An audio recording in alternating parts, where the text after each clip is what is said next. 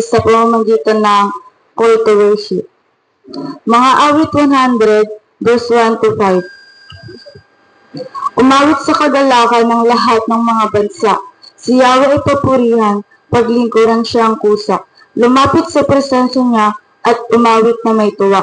Kasi Yahweh ay ating Diyos, ito'y dapat na malaman. Tayo lahat ng kanyang nilalang. Tayo lahat tayo bayan niya. Kabilang sa kanyang kawal, pumasok sa kanyang templo na ang puso'y nagdiriwang. Umawit, nagpupuri sa loob ng dakong banal. Purihin ng pangalan niya at siya'y pasalamatan. Napakabuti ni Yahweh, pag-ibig niya'y walang hanggan, pag-ibig niya'y tunay, laging tapat kailanman. Let us pray. Yes, Lord. Lord, we thank you, Lord, sa araw na ito, Lord, na muli niyo kaming pinagtipon-tipon, Panginoon. Salamat din, Lord, sa presensya niyo na muli, Lord, namin madadama ngayong araw, Panginoon.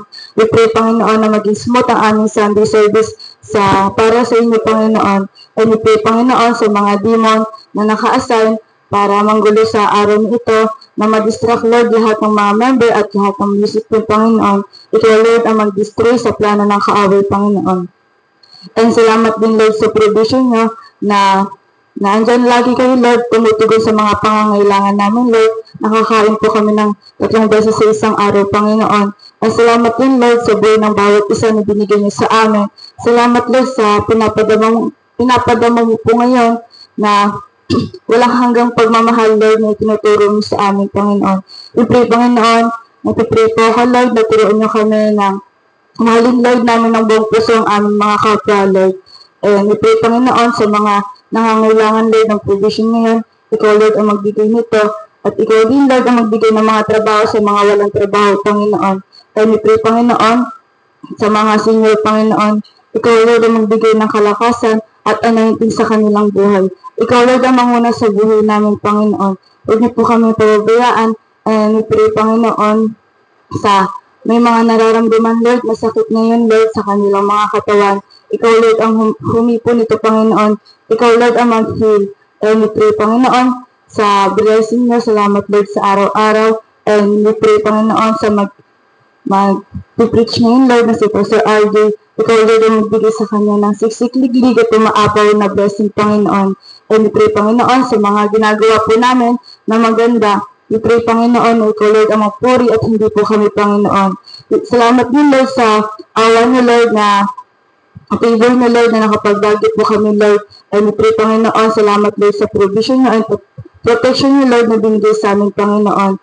We pray, Panginoon, sa bawat day ng bawat isa. Ikaw, Lord, ang magbigay ng kalakasan.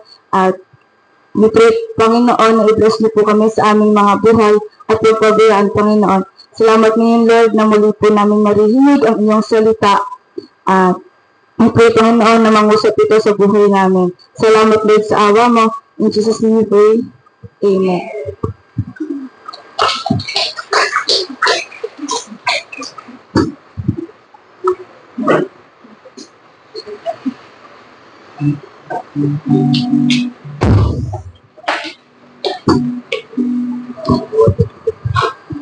Praise.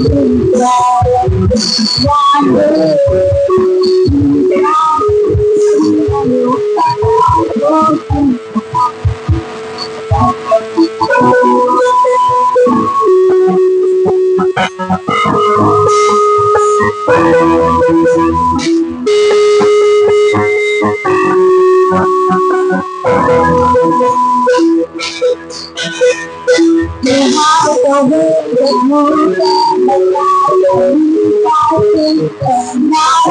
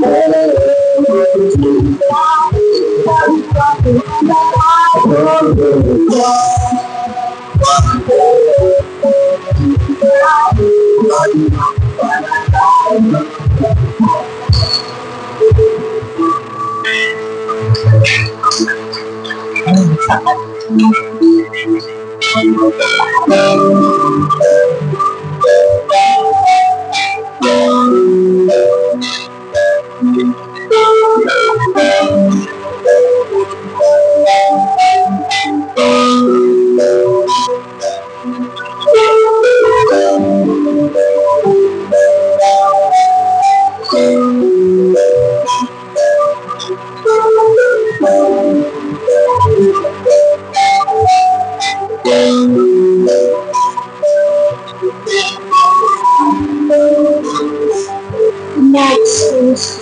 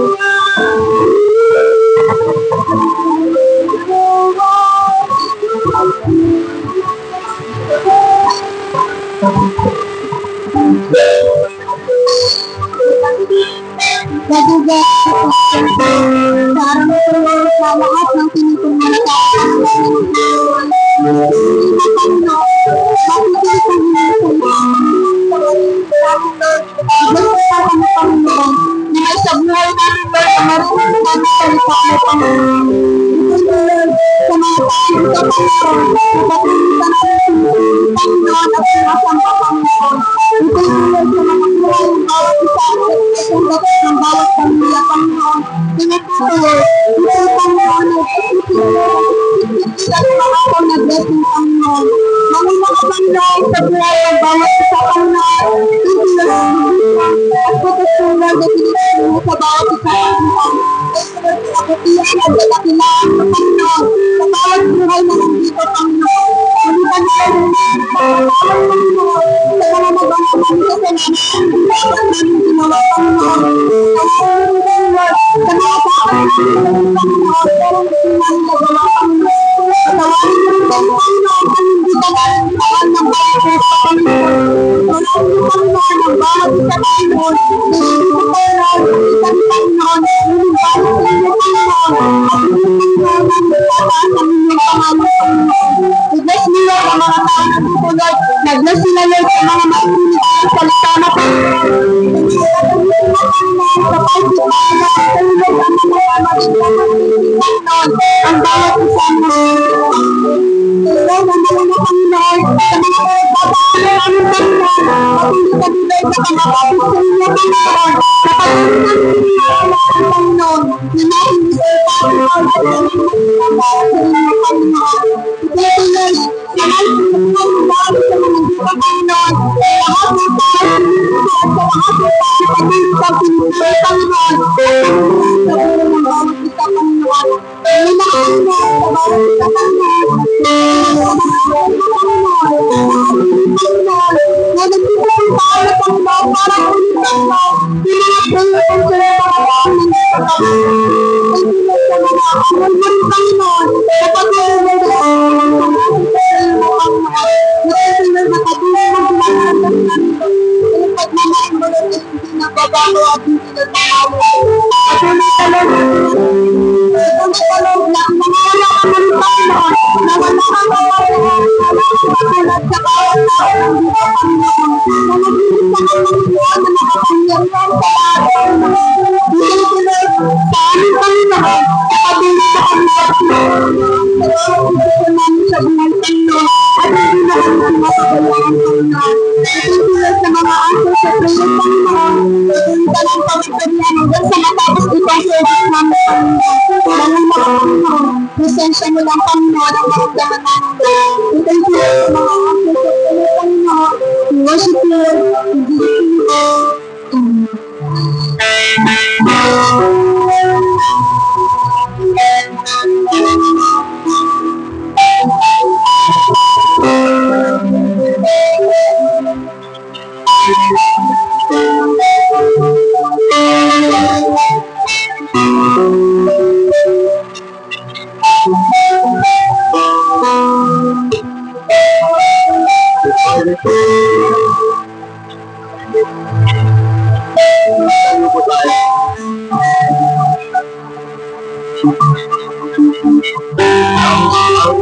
Our scripture passage this morning is found in the book of John 20, verse 1 and John 20, verse 11 to 18.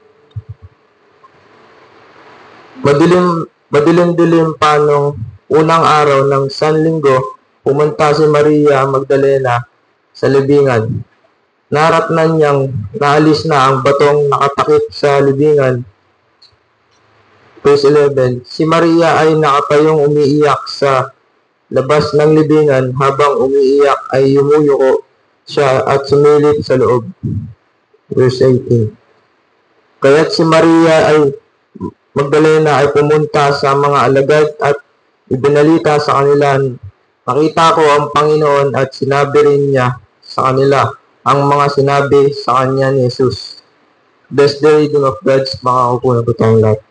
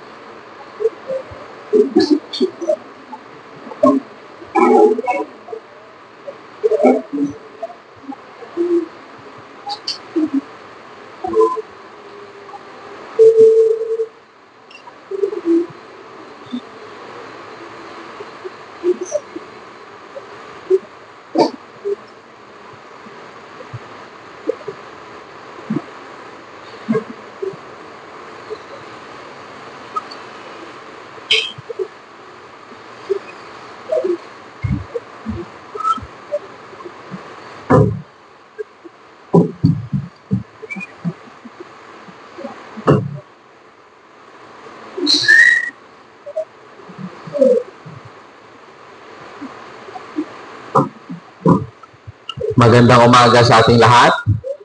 Good morning. Ayan, so dito sa tech natin, pa-ready na lang ha kung meron ako mga scripture na kailangan kong ipalabas. So, pahanap na lang, patulong na lang atin siya ha. Okay. So, kamusta yung ano nyo? Long weekend nyo. Ayan, no? So, sino mga nakapagbakasyon? Nakapagpahinga?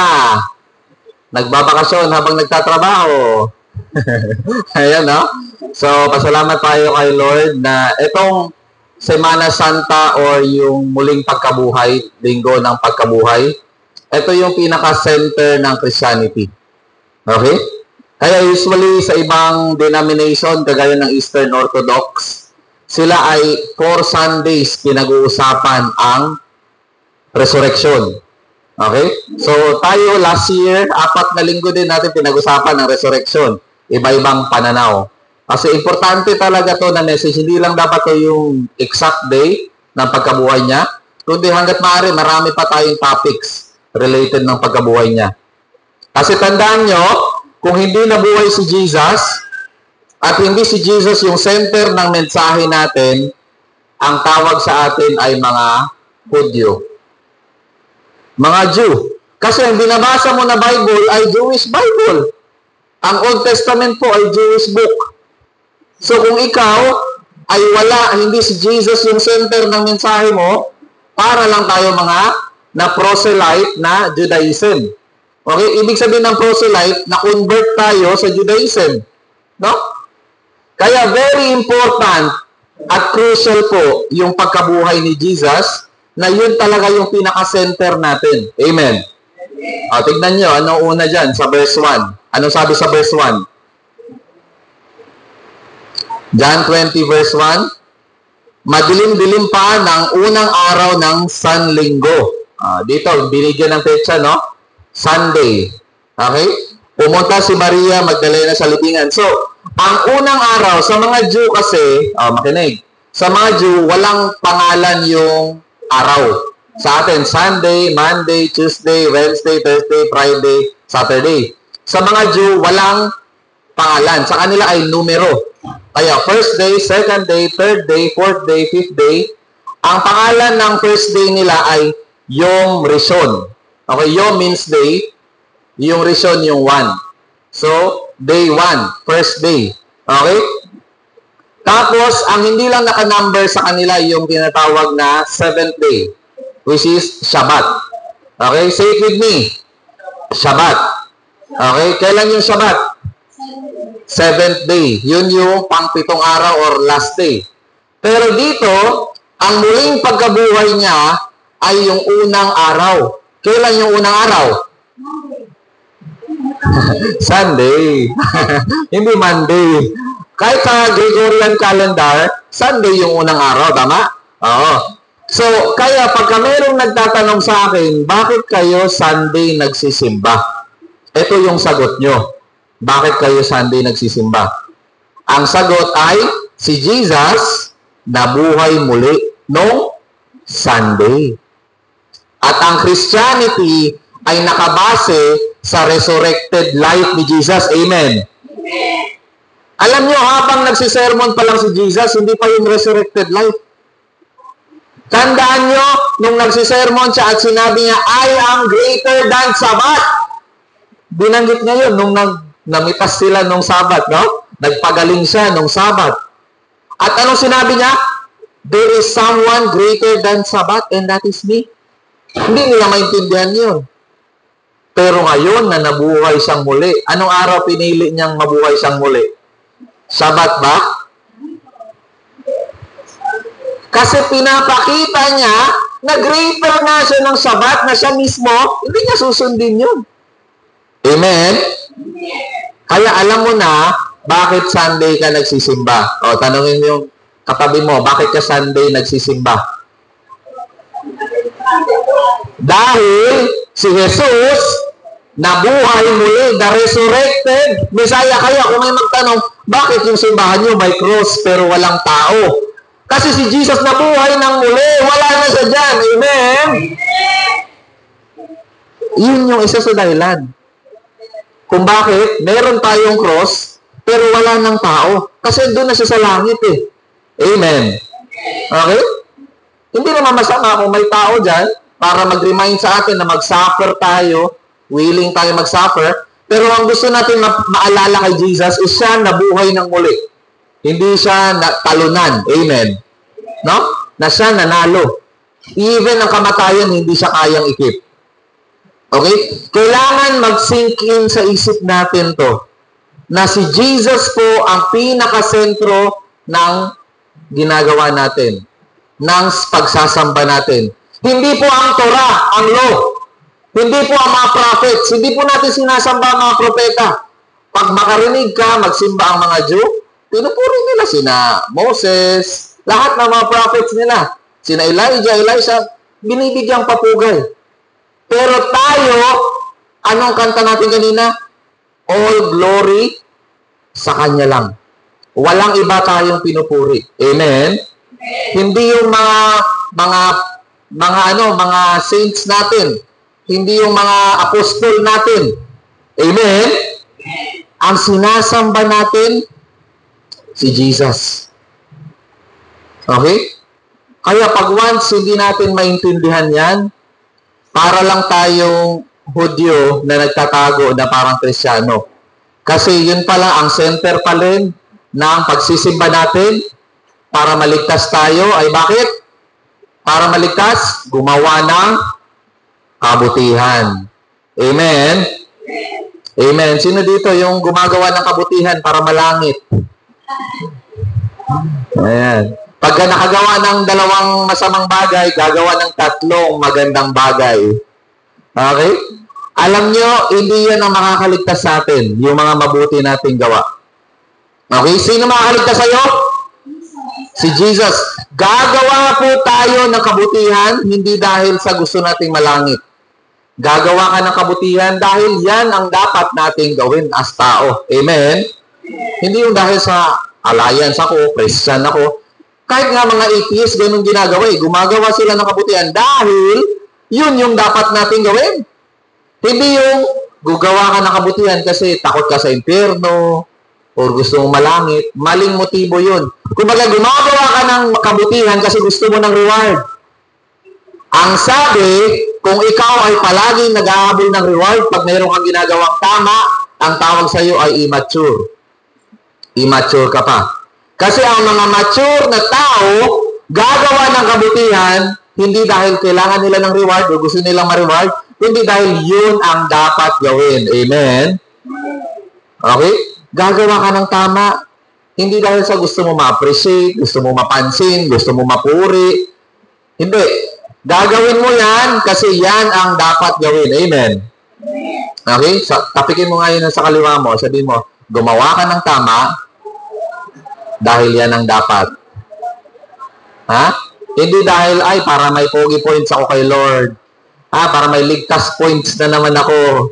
Hindi po ganun. Hindi ganun yung math ni Lord. Tandaan nyo, ang math ni Lord, good works equals, wala, zero. Only the blood of Jesus ang may puntos. Amen. Only the sacrifice of Jesus ang may puntos. Hindi yung pagpasok mo sa simbahan, hindi yung paggawa mo ng kabutihan, hindi yung pagtulong mo sa mga nangangailangan, walang puntos yun lahat. Yun ginagawa mo dahil yun ang dapat gawin. Yun ang tama. Hindi dahil gusto mo, i-reward ka. Amen. Mga young people, bakit kailangan maghugas ng pinggan? Dahil yun ang tama. Gusto nyo ba itisin kayo sa bahay? Di ba? So, gagawin mo yun, hindi dahil sa takot ka sa pamalo or takot ka sa papagalitan, kundi dahil yun yung tama. Mga asawang babae, bakit kailangan mong alagaan ng asawa mong lalaki? Dahil, para di daw iwanan? Hindi dahil sa may takutan kayo na mangiiwan. Ano sabi natin, Che? Kasi magdadabog. Bakit walang sinaing? Nagre-reklamo, no? Pagod na pagod ako magtrabaho at walang pagkain. Okay? Aalagaan mo yung asawa mong lalaki dahil yun ang tama. May bigay man siya o Wala. Pastor, ibang kasama na yan, Pastor. Dapat may abot mo na bago bayad. Okay? No? Mga babae, asawang babae, bakit mo kailangan ibigay sa asawa mo lalaki yung pangangailangan niya ng sex? Bakit? Dahil yun ang tama. Amen. Parang hindi kayo agree, tama. Sino yun? Si Charles? Single ka pa, Charles, Oy, excited na mag-asawa si Charles, So, ang sinasabi ko, bakit hindi yung gagamitin mo yung sex para kontrolin yung asawa mong lalaki? Pag walang inabot, walang tabi. Labas sa kulambo. Amen. Ginagamit mo pang control, hindi utos sa Bible, ang katawan mo, hindi na ikaw ang nagmamayari. Ang nagmamayari na katawan mo, yung asawa mo. Same din ikaw, pagmamayari ka na rin ng asawa mo. Kasabihan mo yung katabi mo, kung asawa mo yan, wag mo daw yan ipagdamot. Wala yung asawa nyo? Next time, magsimba kayo, sama nyo asawa nyo para makarinig. Amen. Hindi yan ginagamit pang control, pang manipula. Amen. Dahil yan ang tama, mga magulang, bakit mo kailangan alagaan yung anak mo? Dahil, para may ROI, Pastor, alagaan ako pagtanda ko, yun ba? Hindi, dahil yun ang tama. Hindi dahil na mag-expect ka ng kapalit. Na purihin ka, kaya ka nalulungkot kasi pagka meron kang ginagawa, palagi nag-iantay ka ng balik. Pag inalagaan mo yung mga anak mo, gusto mo ma-appreciate ka nila. Paano kung di ka ma-appreciate? Hihinto ka na ng gagawa ka ng tama. What if inalagaan mo yung asawa mo pero masama pa rin balik sa'yo? So, hihinto ka na rin. Dahil hindi ka na-appreciate. Usually, mga tatay, mga lalaki, iniiwan nila yung asawa nilang babae dahil they felt unappreciated. Hindi na-appreciate yung ginagawa nila. Amen. Sabihan mo yung katabi mo, i-appreciate mo asawa mong lalaki. Sige, sabihan mo. Kasi ang mga lalaki po, yun, isa sa dahilan nila. Hindi sila na-appreciate. Imagine, buong araw ka na nagtatrabaho, pagdating sa bahay, yun na yung kaharian mo, hindi ka pa hari doon. Ikaw pa yung utusan doon. Ikaw pa yung sumusunod. Amen?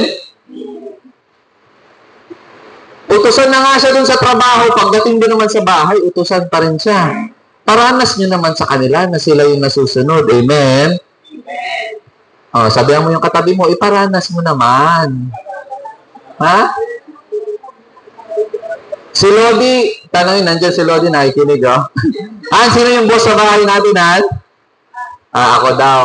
Yan. So, at least alam niya. Meron ako tinanong isa, sabi ko, hindi ko na pangalanan, tinanong ko, sino boss sa bahay niyo? Sabi niya, wala. Meron ganun, no? Hindi, walang boss. And pag walang boss sa bahay, magulo yun. Kasi lahat gusto maging bossing. Tama? Amen? Magulo yun. Pag hindi boss ang magulang, anak yung bossing doon sa bahay. Ayun, naghari-harian. Amen? Kaya dapat merong boss. Bakit ka asawang babae magsasabit sa asawang lalaki? Bakit? Dahil yun ang tama. Parang ayaw ng mga babae, Mali ang pastor. Nasa Bible yan, magpasakop ka kagaya ni Kristo na nagpasakop sa Ama at ang asawang lalaki nagpapasakop din sa Panginoon. Ang pagpapasakop po ay hindi po sign ng kahinaan. Ang pagpapasakop ay sign ng obedience. Masunurin po tayo sa Panginoon. Nung hindi pa naintindihan ni Lodi na sinasabi ko sa kanya na, Han, kailangan talaga natin to, Han. Although, ikaw sanay ka leader ka sa mga kapatid mo. Minsan, nadadala niya yung gusto niya rin ako i-lead So, niririman ko sa kailangan talagahan, ako talaga mag-lead. Submit ka talaga sa akin. Hindi dahil sa gusto ko. Ako, gusto ko naman, relax lang Di ba? Nakakapagod kayo mag-lead.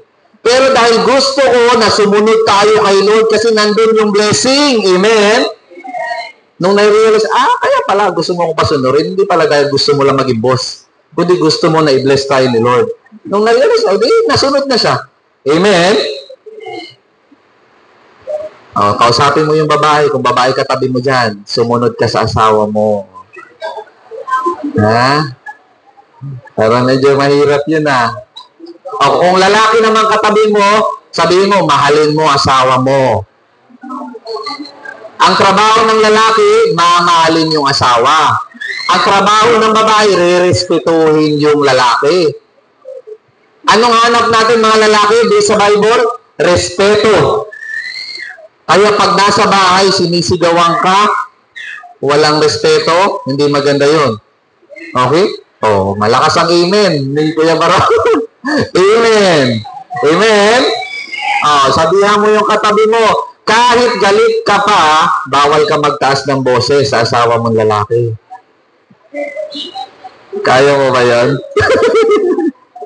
Doon mo makipapakita na meron kang submissive spirit kahit galit ka. Doon talaga nasisimulat. Kasi minsan pag galit na, di ba, ayaw na mag-submit, no? Pataasan na ng boses. Hindi talaga pwede yan. Amen. Oy, kinakausap kayo ni Lord. Alam niyo, pinapaalam ni Lord sa inyo kasi gusto kayo i-bless. Amen? Amen? Kaya pag tayo masunurin sa Panginoon, gagawin mo yan, hindi dahil sa reward or something else, dahil yan ang tama para merong order yung bahay. Amen? Ano nangyayari sa bahay? Pagka magulo, iba-iba yung leader.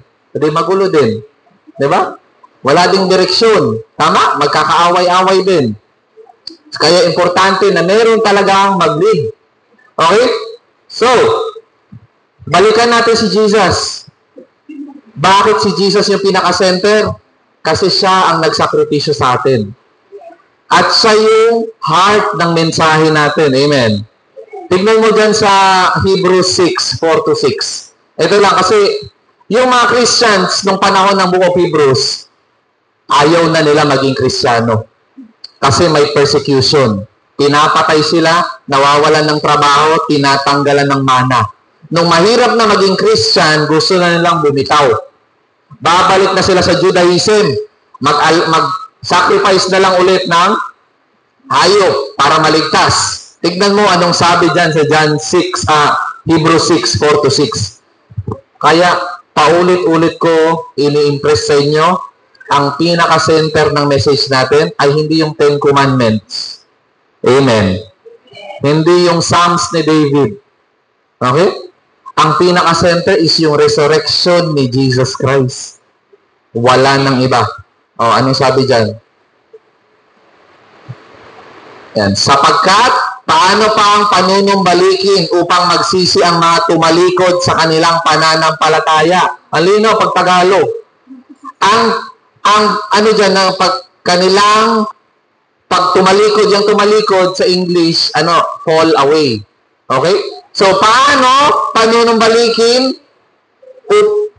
upang magsisi ang mga tumalikod sa kanilang pananampalataya? Dati, naliwanagan na sila. Alam na nila ang faith kay Jesus. Nakalasap ng makalangit na kaloob at naging kabilang na tumanggap ng Espiritu Santo. May spiritual gifts pa. Nag-i-speaking in tongues, may gift of prophecy. Ang dami talaga mga spiritual gifts. Verse 5. Nakalasap na rin sila ng kabutihan ng salita ng Diyos. Nagsisimba na talaga, na-bless na rin sila, at nakadama ng kapangyarihan ng Diyos na lubusang mahayag sa panahong darating. And last verse, kapag sila'y tumalikod, pagkatapos malasap ang lahat ng ito. Anong sabi? Hindi na sila maaaring panumbalikin upang magsisi, sapagkat muli nilang ipinapako sa krus at inilalantad sa kahihiyan ang anak ng Diyos. I-explain ko para sa hindi nakakaintindi. Ang sabi, pag ikaw tumalikod, babalik ka doon sa Judaism, sa laws, obedience of 10 Commandments. Pag kayo binalikan mo, ang sabi, wala na. Hindi na pwede. Ang ginagawa mo, parang pinapahiya mo si Jesus, pinapako mo siyang muli. Tapos na nga yun eh. Wala nang ibang tagapagligtas. Amen? Amen? Wala na. Kaya sabi ng author ng Hebrew, pag bumalik kayo sa luma mong inyong relihiyon, wala nang tagapagligtas doon. Si Jesus na ang once and for all sacrifice. Amen? Kaya wala nang nakalaan sa'yo. Kaya ngayon, sa book of Galatians, galit na galit dyan si Pablo. Kasi ang nangyari dyan sa book of Galatians, after mag-share ni Pablo sa Galatians, tapos bumiyahe na siya, umikot na siya sa Macedonia, papunta na siya sa Philippi, Efeso. Pagdating niya doon, may sumusunod sa kanya ng mga Judaizers. Yung mga Judaizers, sinusundan si Pablo. Para yung kinonvert niya kay Jesus, sasabihin ng mga Judaizers, kulang yung pananampalataya nyo. Di ba si Jesus, Judaism religion niya? Dapat kayo din mag-Judaism. Kaya kailangan din kayo sumunod sa lahat ng utos ng nakasulat sa aklat namin. Kaya nung binalikan ni Pablo at ganun na ang nangyari, sa Ephesians, sa Philippians, sa Colossians, sa Corinth, lahat binabati niya, oy, mga anak ng Diyos, masaya ako. Pagdating sa Galatians, walang bati-bati. Ang sabi agad ni Pablo, who bewitched you? Sinong kumulang sa inyo? Bakit nyo kinalimutan ang mensahe ko ng grasya ng Diyos? Nag-umpisa kayo sa grasya, bumabalik kayo sa batas. Amen? Amen? Again, tanungin ko kayo ulit, bakit ka gumagawa ng tama? Para malangit? Bakit ka gumagawa ng tama? Dahil yun ang tama. Amen? Hindi para maligtas. Kundi dahil yun yung tama. Kahit nga mga hindi Christian, gumagawa nga ng tama dahil yun yung tama. Bakit tayo, mga Christians, kailangan mong gumawa ng tama para maligtas? Hindi ganun. Hindi kulang. Iniinsulto nyo ba si Jesus na sabihin nyo kulang yung pagkamatay niya sa krus? Amen? Meron pa bang mas mamahal pa sa buhay ni Jesus? Meron pa ba? Meron ka, di ba yung 7 last word natin? Anong sabi niya? Tetelestai. It is finished. Yung word na tetelestai, ang equivalent niya sa original word ay utang na bayad na. Paid in full. Pagka ba ang utang binayaran, pwede mo ba bang bayaran ulit yon? O sobra na yon? Sobra na, no? Balik mo na sa akin yan. Binayaran na pala yan eh. Diba? Usapang utang, no? Ayan. So, si Jesus, binayaran na niya lahat ng kasalanan mo. Tapos iniisip mo, kaya mong dagdagan ang trabaho ni Jesus? Kaya mong bayaran ang ginawa niya? Amen? Iniisip mo, pag gumulong-gulong ka dyan, mapapatawad ka ni Jesus. So, ibig sabihin ba, yung pag-iyak mo at pag-gulong mo, yun yung nakaligtas sa'yo, kaya ka pinatawad ni Lord? Hindi yung pag-iyak, hindi yung pag-gulong ang nagpatawad sa'yo dahil sa dugo ni Jesus. Amen? Amen? Kailangan malinaw po sa atin. Hindi mabuting gawa ang nagliligtas sa atin. Yung ginawa lang ni Jesus sa krus. At yung pagkabuhay niyang muli. Amen? Alam niyo na yung kwento, di ba? So, unang araw, pagkasilip nila, tignan natin yung kwento. Ano nangyari sa kanila pagkasilip? Walang laman yung tomb. Walang laman. Nabuhay siyang muli. Pero ang mga tao nung panahon na to, hindi pa kasi nakaranas ng ganon. Yung may nga nabubuhay muli. Wala pang masyadong nakaranas ng ganon. So, hindi sila nagpapaniwala. Merong mag-asawa, taga-US.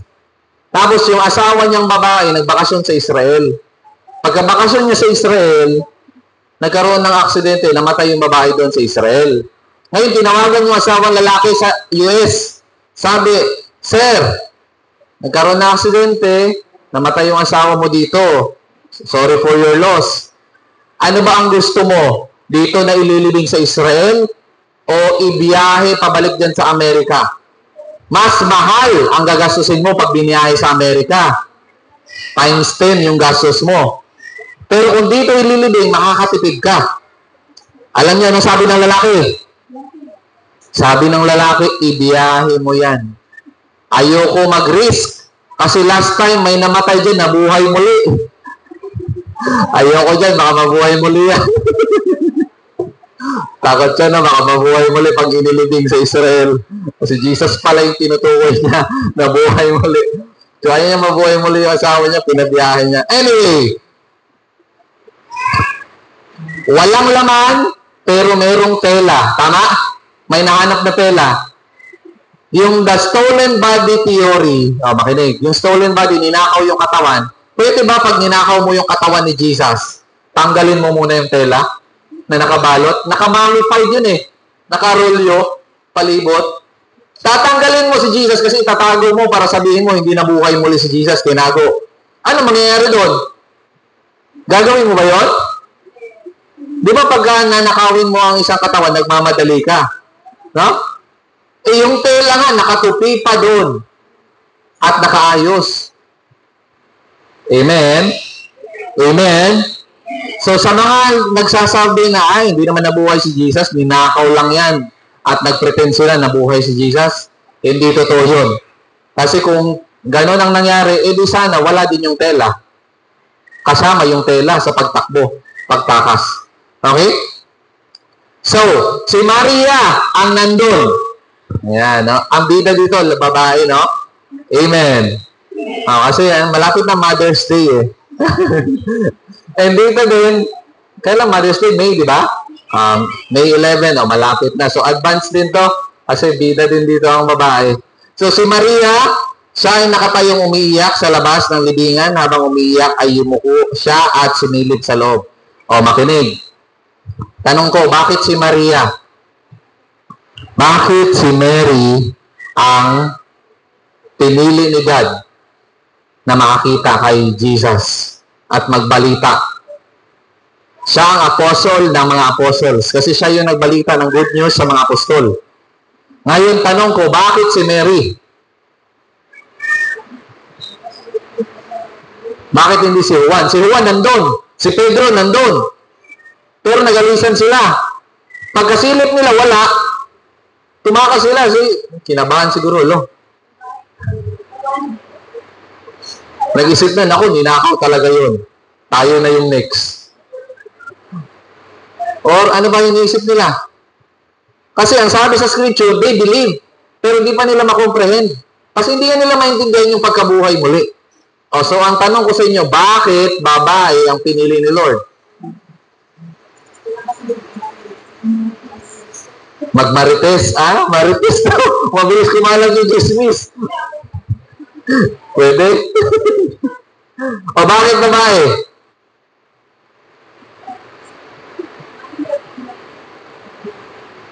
Bakit kaya?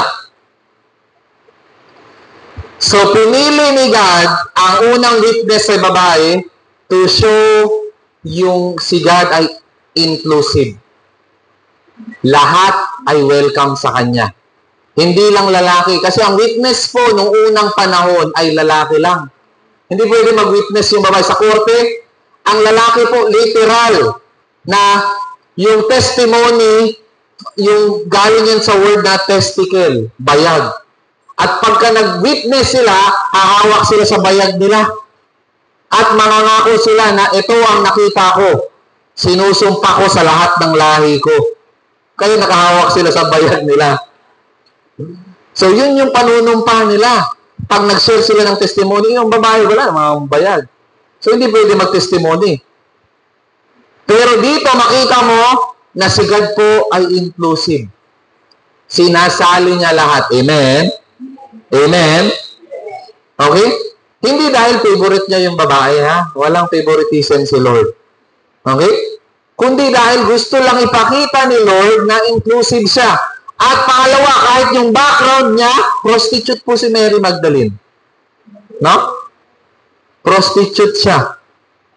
Ma-imagine nyo ba yon? Isang prostitute yung pinakaunang mag-share ng gospel? Ang good news na nabuhay muli si Jesus? Makita mo dito na kahit gaano pa kalaki yung kasalanan mo, pwede ka pa rin gamitin ni Lord. Amen? Amen?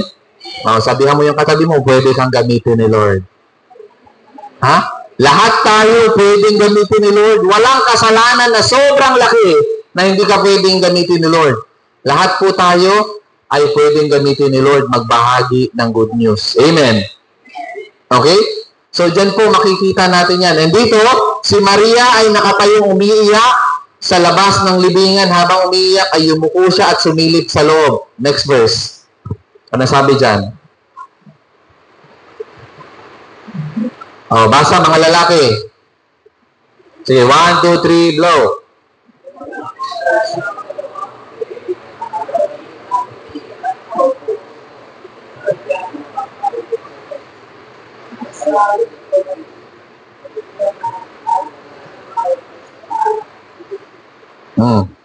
So, may nakita siyang dalawang anghel na nakadamit ng puti at nakaupo sa pinaglagyan ng bangkay ni Jesus. Ang isa sa ulunan, ang isa naman sa paanan. Ang ibig sabihin nito, yung lugar na yon ay holy. Okay? So, holy yung lugar na yon, yung pinaghigaan ni Jesus. Kaya, andun sa paanan, andun sa ulunan. Okay? So, banal na lugar yun. And merong intervention na ng anghel, no? And kung merong katawan doon, di mo maupuan yun. Yan, mauupuan kung merong tao doon, no? Okay? So, dyan, pinapakita. Okay, tuloy mo. 13.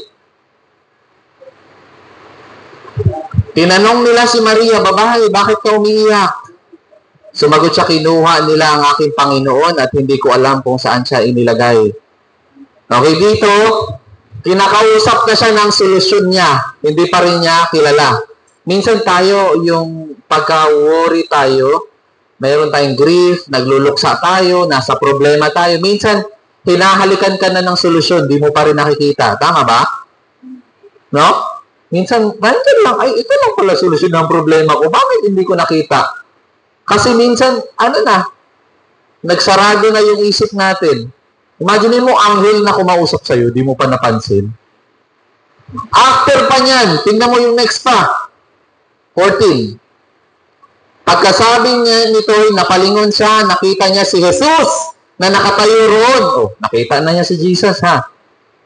Ngunit hindi niya nakilala si Jesus iyon. Amen? Amen? Minsan sa problema natin, nakakalimutan natin na si Jesus andyan. Amen? Sabihan mo yung katabi mo, kasama mo si Lord. Huwag kang sumuko. Ha? So, pag napanghinaan ka ng loob, akala mo talaga wala si Lord. Kausap mo na, nakita mo na, hindi mo pa nakilala. Amen. Anong sabi dyan sa next verse? Tinanong siya ni Jesus. Dalawa na nagtanong. Una, yung anghel. Ngayon, siya naman. Babae, bakit ka umiyak? Sino ang hinahanap mo? Akala ni Maria, ang kausap niya ay hardinero. Hardinero. Napagkamalang? Hardinero. Ang tawag po dun sa yung namamalikmata. Di ba namamalikmata tayo? Baliktad yung malikmata. Minsan, kunyari, may nawala na tao, namatay. Pag tinignan mo tong taong to, naisip mo siya. Ay, pag tingnan mo ulit, ay, hindi pala. Malikmata. Ito naman si Jesus, pero baliktad. Napagkamalan niya kay dinero. Hindi si Jesus yung tingin niya. Okay? At sinabi niya, Ginoo, kung kayo po ang kumuha sa kanya, pakituro nga po ninyo. Hindi talaga siya makapaniwala kung buhay ba si Jesus. Amen. Ano bang mga pangako ni Lord sa'yo dito na hindi mo pinapaniwalaan? Araw-araw mo binabasa, araw-araw mo nire-recite, araw-araw mo pinanghahawakan, pero araw-araw ka rin nagdududa kay Lord. Amen. Amen? Tapikin mo yung nasa likod mo, sabihin mo, huwag kang magduda kay Lord. Ha? Huwag kang magduda kay Lord. Huwag mo siyang pagdudahan. Grabe, no? Nasa harap na niya, kausap na siya, i-bless na siya, di pa rin niya maintindihan. Kailangan pa siyang i-reach out ni Jesus para ma-realize niya. Ano nangyari? Next verse. Maria! Ayun, tinawag siya sa pangalan niya. And doon na niya na-realize, ay, si Jesus pala to. Wikang Hebreo, Rabboni. Na ang ibig sabihin ay guro. Itong Rabboni ay mas personal pa to. Although yung pagka-translate niya ay teacher, pero it's like more than a teacher, it's like a master. No? So dito nakita humarap at sinabi niya Rabboni. Okay? So dito na-realize niya. Amen? Amen. So sa atin din, importante yung personal na relasyon kay Lord. Gusto mo ba ng solusyon sa problema mo? Sino gusto ng solusyon sa problema nila? Kailangan mo yan ng personal na relasyon kay Lord. Hindi mo pwede na ipapaano mo na, Pastor, pwede pakipray nito, Pastor. Si Pastor na yung malapit kay Lord. Kayo, hindi kayo nagpipray. Palagi kayo magpapapray kay Pastor. Tama? Kami, nagbibuild kami ng relasyon kay Lord na pinapalalim namin yung pagkakilala namin sa Kanya. Ganon din yung gawin nyo. Palalimin nyo yung pagkakilala nyo kay Lord. Amen. Amen. Hayaan mo na. Pagka namatay naman ako, pag-pray naman ako ni Pastor, para sigurado malangit ako . Hanggang namatay ko, di mo man lang kinausap si Lord? Inasa mo lahat sa iba? Ipag-pray mo ko na ka, ha? Ipag-pray mo ko. Lahat na, nag-pray sa'yo. Ikaw mismo, di ka nag-pray. Sabihan mo yung katabi mo, matuto kang kumausap kay Lord. Sabihan mo. Huwag mo iasa sa personal nga, Maria! Noong una, babae, kaya hindi niya nakilala. Nung tinawag na siya ng pangalan niya, importante po yung personal na relasyon. Ay, pupunta ako sa simbahan kasi andun si Ma'am Eloy. Ganun ba? Magsisimba ka pagka nandun yung gusto mo na tao? Ay, hindi ako magsisimba. Wala si Pastor June. Ganun ba yung gagawin natin? Yung relasyon mo kay Lord, nakabase ba sa tao? Amen? Amen? Ay, ayoko magsimba. Andun yung kaaway ko. Sino na sinasamba mo? Yung kaaway mo. Takot ka na magsimba dahil sa kaaway mo. Amen? Personal po. Ang solusyon po ng problema natin ay personal na relasyon kay Lord. Amen? Pag ang relasyon mo kay Lord ay maayos, tutulungan ka niya, maayos lahat ng problema mo. Amen? Pero kung maayos yung buhay mo, pero wala si Lord, magugulat ka, dahan-dahan yan. Kukulaps. Akala mo, pera yung mag-hold together sa family mo? Gulat ka, may pera, pero away pa rin kayo ng away. Sino nag-iisip dito na pag may pera kayo, hindi na kayo mag-away ng asawa mo? Sabihan ko na kayo advance, hindi totoo yan. Kahit gaano pa kalaki hawakan mo na pera, mag-aaway at mag-aaway pa rin kayo. Amen? Hindi yun yung solusyon. Ang solusyon palagi, pagpapakumbaba. Amen? Pag-iintindi. Yun lang. Hindi lahat ng problema, lagyan mo ng pera, ayos, lagyan mo. Hindi ganun yung problema. Ang kailangan po natin ay wisdom. Say it with me. Wisdom. Okay? Ang wisdom po galing kay Lord. At yun yung ibibigay sa'yo, mag-troubleshoot ng problema. Ilang beses na ako, ang lalaki ng mga problema ko tinotroubleshoot, no? Minsan halagang 100,000, tinotroubleshoot ko na problema. Minsan 200, minsan 50. Wisdom lang talaga ni Lord. Kasi pag wala yun, hindi mo talaga masolusyonan. At yung prayer kay Lord. Mag-pray ka, magpakumbaba ka, huwag kang magmataas kay Lord. Nasasabihin mo, Lord, kaya ko na to kahit hindi mo ko tulungan. Meron kayo inaantay na blessing. Sabi mo, darating na yan kahit di ako mag-pray. Magulat ka, hindi darating yan. Alam niyo bakit? Kasi ang mga demonyo na nandun sa langit, nag-aabang sa answered prayer nyo. Hinaharang niya yun. Okay? Tandaan nyo, yung mata nyo, 3D lang po yan. Hanggang 3rd dimension lang yung nakikita nyo. Hindi nyo nakikita yung 4th dimension. Hindi nyo nga nakikita yung signal natin. Pag may cellphone, lumilipad yung signal yan. Hindi nga natin nakikita yung infrared. Yung radiation, hindi natin nakikita. I tell you, pag binuksan mo pa yung 6th sense or yung 6th dimension mo na mata, na makita mo yung spiritual things? Naalala niyo yung si Gehazi? Alalay ni Elisha? Si Gehazi, nakita niya mga sundalo, puno, papunta na sa kanila. Takot na takot si Gehazi. Mamamatay na tayo, pinapalibutan na tayo.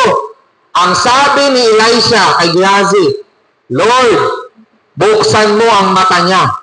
Bukas naman yung mata niya. Ibig sabihin, yung 6-dimensional eye niya. Pagkabukas, namangha siya, nagliliwanag, nag-aapoy ng mga kabayo at mga sundalo ng Diyos.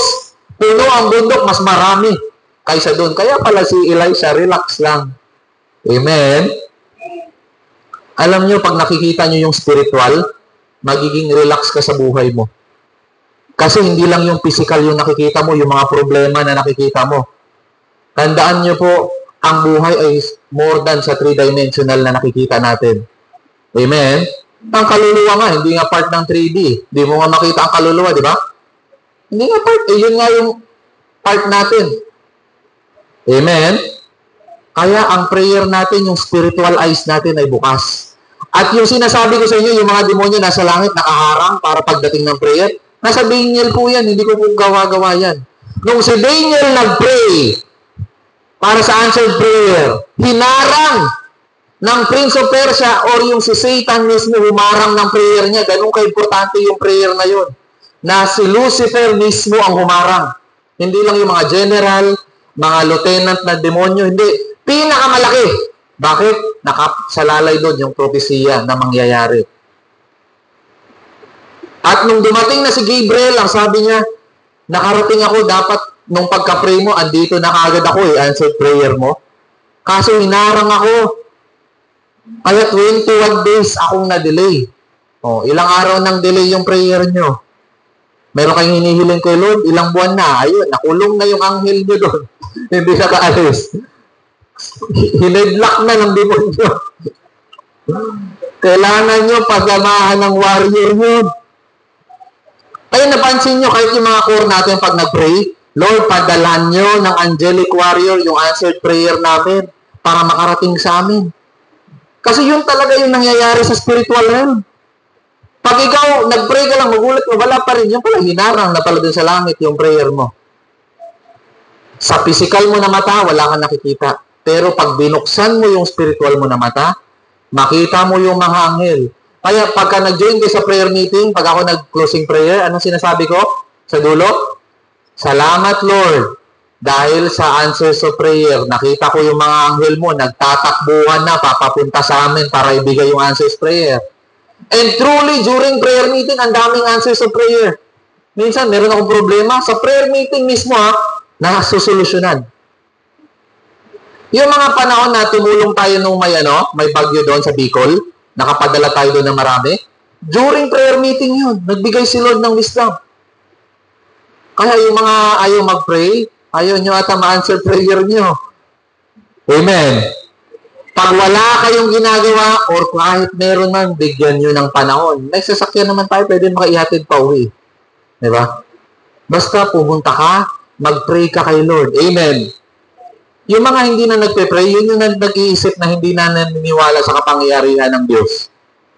No? Sabihan mo yung katabi mo, hilutin mo yung balikat, sabihin mo, mag-pray ka.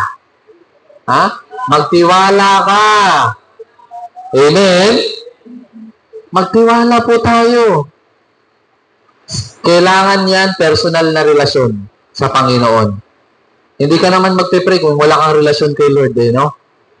Anong ginagawa ng ibang tao? Magpe-pray lang sila pag may problema. Ayan. Huwag nyo gayahin yun. Araw-araw po tayo mag-pray. Antayin mo pa ba may malaking problema bago ka mag-pray? Huwag mo nang antayin. 17. Sabi ni Jesus, huwag mo kong hawakan. Okay. Dito, niyakap kasi siya eh. Ano sabi ni Jesus? Huwag mo kong hawakan. Hindi ito ibig sabihin, nire-reject na si Maria, ha? Ang ibig sabihin po nito ay bago na yung relasyon natin. Hindi na physical na mahawak-hawakan niyo kung kaya yung dati. Spiritual na. Uuwi ako sa ama ko at yung ama ko ay ama niyo na rin. Yun yung good news. Nasabi Huwag mo akong hawakan sapagkat hindi pa ako nakakapunta sa Ama. Sa halip, pumunta ka sa aking mga kapatid at sabihin mo sa kanila na aakit ako sa aking Ama at inyong Ama. Good news ba yon? Wow! Imagine mo yon, ang Diyos na may gawa sa buong universe. Pwede mo nang tawagin Ama. Wow! Amen! Tatay, Ama. Kaya ang turo niya, Our Father, pwede mo na pong tawagin Ama, ang Diyos na nasa langit. Okay? Sa aking Diyos at sa inyong Diyos. So, hindi po ibig sabihin dito, nire-reject si Mary. Tandaan nyo na hindi, ang taray naman ni Jesus. Hindi siya mataray, hindi siya choosy. Hindi. Nililinaw na niya yung boundary niya na, hindi. Spiritual na to ngayon. Amen. Okay? Iba na talaga yung yung resurrected na Jesus. And hopefully, marami pa tayong mapag-usapan about the resurrected. And last verse, dito na tayo magtatapos. Kaya't si Maria Magdalena ay pumunta sa mga alagad at ibinalita sa kanila. Okay? So, anong ginawa? Pag ikaw nakaranas, naka-experience ng resurrection ni Jesus, ikaw din magbahagi sa kwento. Amen? Lahat po tayo inutusan ni Lord na i-share yung gospel. Amen. Okay? Tapikin mo yun nasa kaliwat kanan mo, sabihin mo, mag-share tayo ng gospel. Kung hindi mo kaya mag-share, mag-invite ka. At hayaan mo yung pulpit ang mag-share sa kanya, mangusap sa kanya. Amen. Kung hindi mo kaya mag-share, mag-invite ka lang. Ano yung mga activity? Kung sa youth fellowship, mag-invite kayo ng mga youth. Kung sa women, mag-invite kayo ng mga nanay, women din. Kung sa men, mag-invite kayo ng mga men. Kasi utos sa atin yan. Nakita ko ang Panginoon at sinabi rin niya sa kanila ang mga sinabi sa kanya ni Jesus. Amen. No? So, yan po ang mensahe sa atin. Ang pagkabuhay ni Jesus ay para sa atin at i-reminder sa atin na walang tinataboy si Lord. Welcome tayong lahat. No? Mapababae, mapalalaki. At dito, makita rin natin na si Jesus ay nire-reach out tayo at sinasabihan tayo na mag-share tayo. Okay? Tayo po tayong lahat. Kausapin natin si Lord.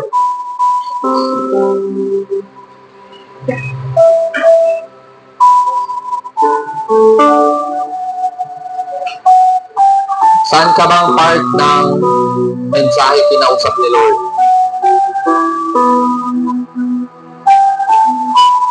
Do not harden your heart. Huwag po nating patigasin yung puso natin at matuto po tayo magpakumbaba sa harap ng Panginoon.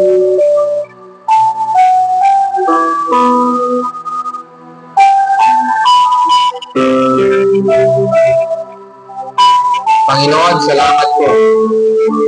Nilagay niyo kami na hindi kami makapagyo na under the law. Kailangan namin sundin lahat ng yan para kami ay maligtas sa dahil yan ay utos mo. Kundi dahil, Panginoon, ikaw lang ang ating tagapagligtas. Ikaw lang, Jesus, ang namatay para sa aming kasalanan at ikaw lang, Jesus, ang nabuhay muli para ipakita sa amin na ikaw ang nagtagumpay sa kamatayan at kagaya mo kami ay buhay. Lahat kami ay matanda, Panginoon. Lahat kami ay sa cemetery pupuntahan. Walang makakatakas sa kamatayan, Panginoon. Pero salamat dahil meron kaming comfort na kagaya mo na hindi kaya ikulong ng kamatayan. Kami din ay hindi makukulong sa mga dito namin. At darating ang araw na ang mga kulungan namin sa ilalim ng lupa ay mawawasak at kami ay sasalubong sa inyo. Salamat, Panginoon, dahil nabuhay ka muli. At kami ay mga magiging mapanatag na mayroong buhay muling pagkabuhay sa amin. Panginoon, meron po kayo makita dito na nakapokus lang po sa 3 dimensions kung saan yung mga nakikita lang, nararamdaman lang, yun lang yung binibigyan nila ng tuon. Kung saan kami nagiging stressful ang buhay namin. Hindi namin nakikita ang 6 dimensions Andyan ka, andyan ang iyong kapangyarihan, andyan ang iyong mga anghel, andyan ang iyong pagpapala. Lord, ginawa niyo po, buksan niyo po ang mga mata ng iyong mga anak. Kagaya kay Mary, na kahit kinausap mo na, hindi ka pa rin nakikita. Dahil natabunan ng problema ang kanyang pag-iisip. Natabunan ng lungkot ang kanyang pag-iisip. Panginoon, sa lahat ng malungkot ngayon at natatabunan ng problema ang pag-iisip. Liwanagan niyo po sila, Panginoon. Bigyan niyo po sila ng solusyon. At magkaroon nawa sila, Panginoon, ng personal na relasyon sa iyo. Salamat, Panginoon, na magkatawag namin ang iyong Ama na aming Ama. Kaya Diyos na aming Ama. Salamat.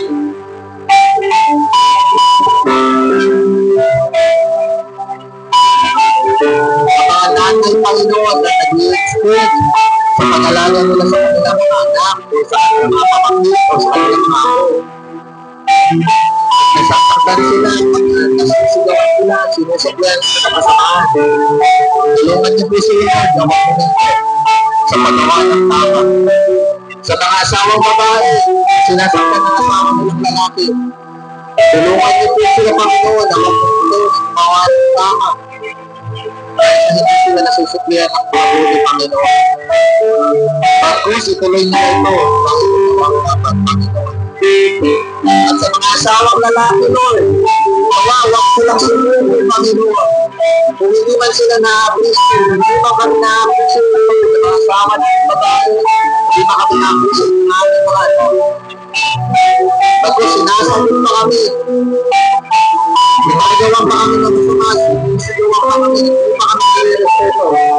Dahil pa gano'n nagsipro sa amin, mga lalaki.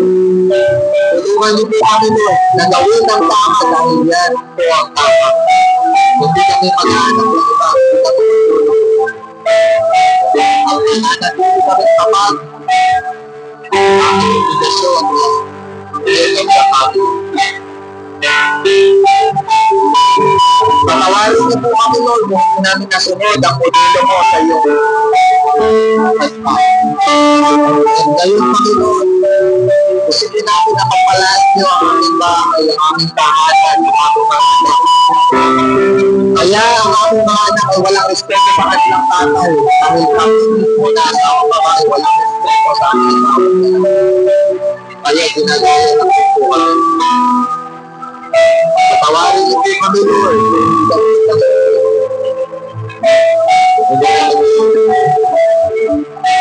Patawarin niyo rin po kami, Lord, mga asawang lalaki. Hindi namin pinabahan ang ating kasama kami.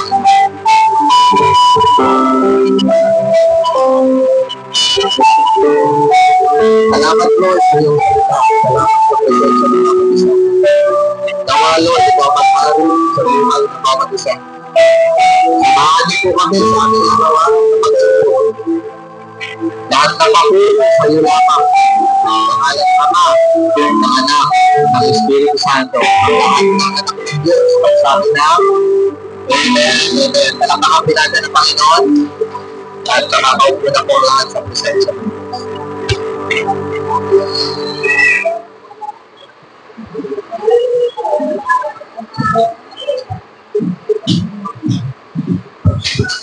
Magandang umaga po sa atin lahat.